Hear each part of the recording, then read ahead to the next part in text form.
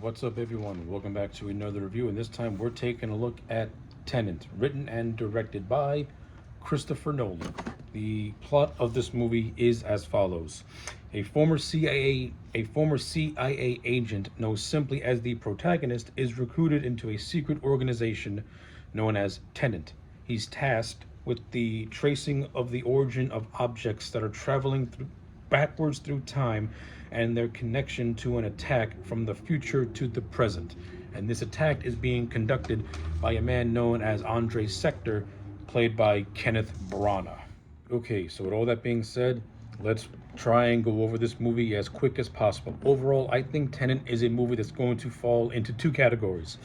It can go into a category of a high concept movie with good ideas and breathtaking action and awesome effects and brilliant directing by Christopher Nolan, or it's going to fall into a category in which it's overly preposterous, very self-indulgent, overexplains a lot of its rules, and is more worried about using its characters as just plot progression and not making them seem like real people.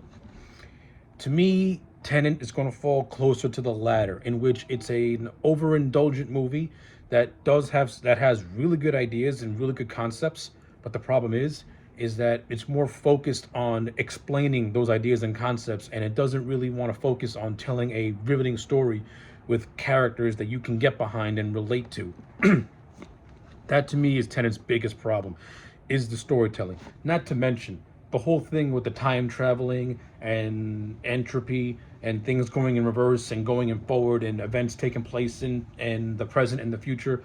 All that is extremely confusing. And I've seen this movie twice now, and I am still confused. And I am still confused by it.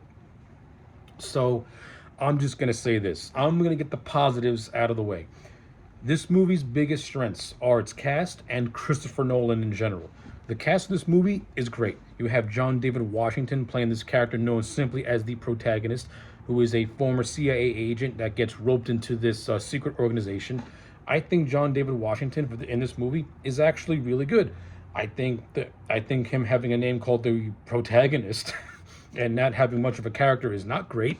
But I'll say this: John David Washington has enough charisma that he's able to make a faceless character actually watchable in a lot of areas.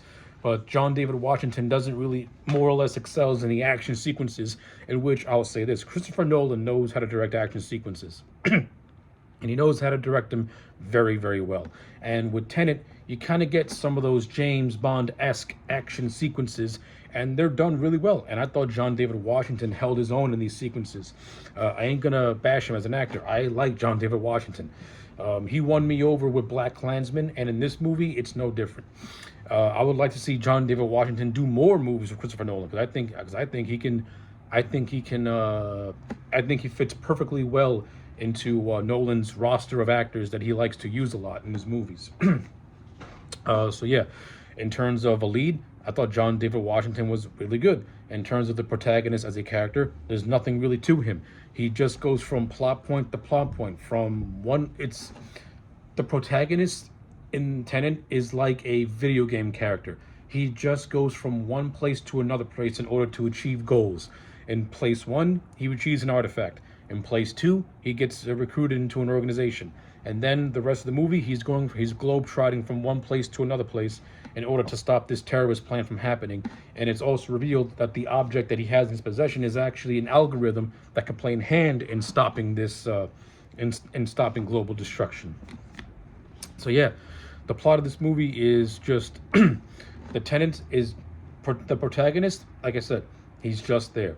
The supporting cast that surrounds him, I think, are slightly more interesting and actually are slightly more interesting, though I think are underdeveloped. You have Robert Pattinson, who plays the character of Neil, who was more or less the protagonist, his handler. I like Pattinson in this movie. I like the character of Neil. Pattinson gives the character a rugged charm to him, and also plays him as somebody who knows more than he lets on, especially when you get to the end of the movie, when it's revealed that the protagonist was the creator of Tenet, and that he and Neil had an established friendship into the future, long into the future, and now they're in the present. That whole thing is just mind-blowingly confusing. It's hard to make it make sense. But but let's just say Neil and the protagonist have a long-standing friendship. At first, we see it as a new friendship, but then it gets revealed that they've had a relationship all along, that they've had a relationship all along. But yeah, I think Pattinson as an actor is really good. I liked him in Tenet, and after watching this movie, I can see why he was cast as Batman. So yeah, that's that. In terms of how Pattinson handles himself in the action sequences, really good. And I actually do like the bantering between Neil and the protagonist. I wish they talked more about just other stuff, as opposed to just talking about going from plot point to plot point and object to object. Like, we never get a sense of who these characters are as people. They're just talking about moving the plot along with nothing else in between as downtime to make you like get into their heads.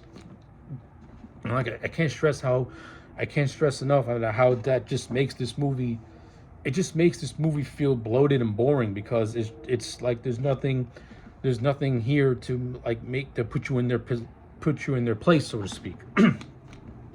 But I digress. Pattinson, he's fine. You have Elizabeth Debicki, who plays this character of Kat, who was the wife of Andre Sector.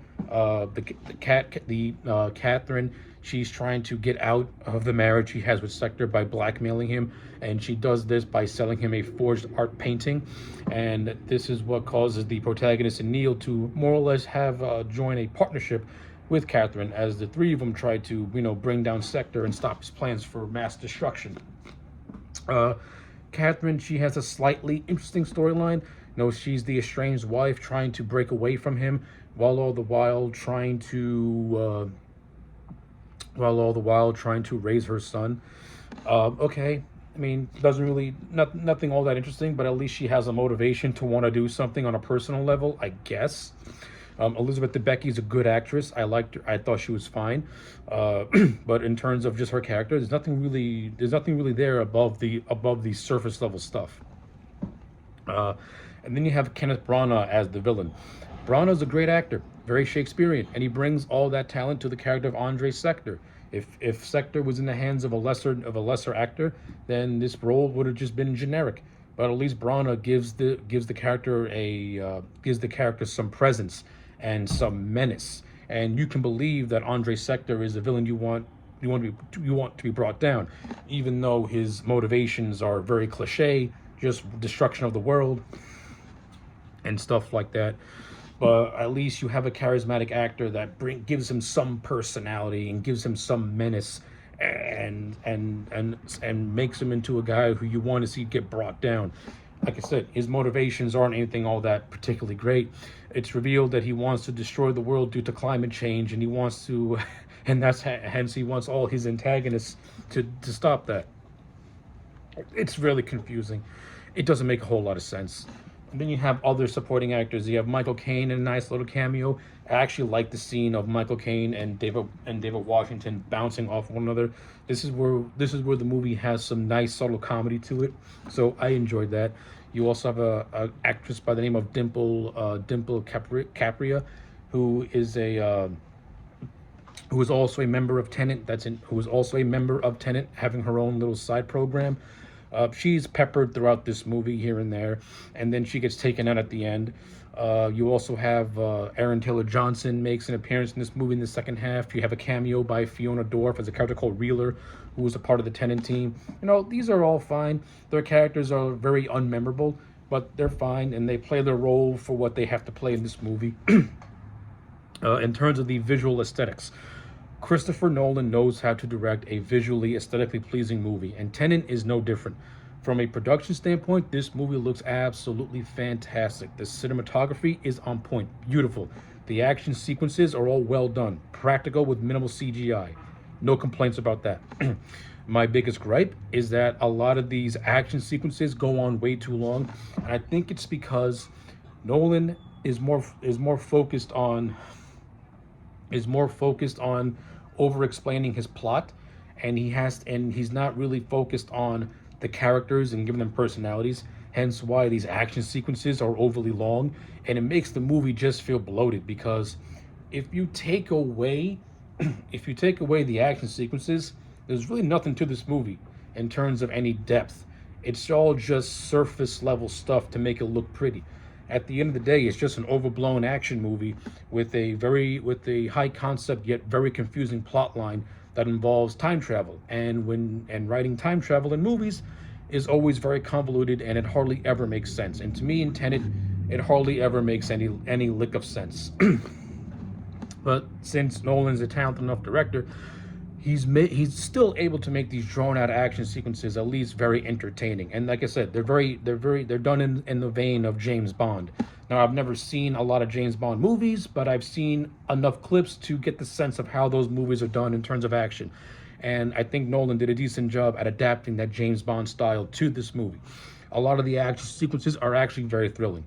The last 20 minutes of this movie is just wall to wall, just insanity, in which the time manipulation is at its most, is at its peak of just being just all over the place, in which they're basically trying to stop something, and which they eventually do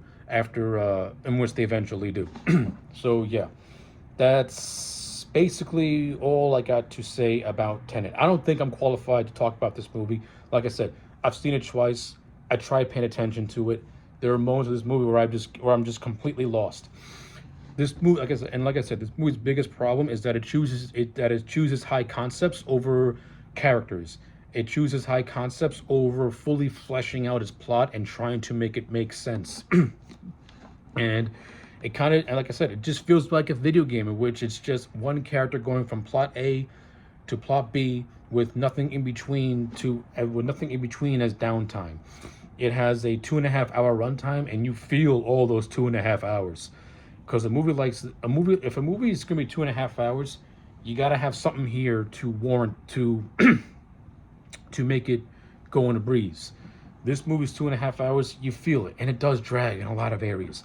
A lot of the dialogue scenes, they drag because it's mostly just the characters talking about the plot and not about anything else, and it drags. The action sequences, even though they're really well done and very, very thrilling, they drag because without it, there's nothing really. This movie doesn't really have anything to offer except the high concept. But I don't want to make it seem like Tenet's a bad movie, because it's not. I think it's a solid, decent, entertaining movie. So, with all that being said, I'm going to give this film a solid 6 out of 10. I don't think it's Christopher Nolan's best work, but it's not his worst work either. But it's also one of those movies where you can tell that, he needs to be reined in a little bit. So yeah, 6 out of 10 for Tenet. Let me know your thoughts in the comment sections down below. Like the video and subscribe, and I'll check you back next time for more.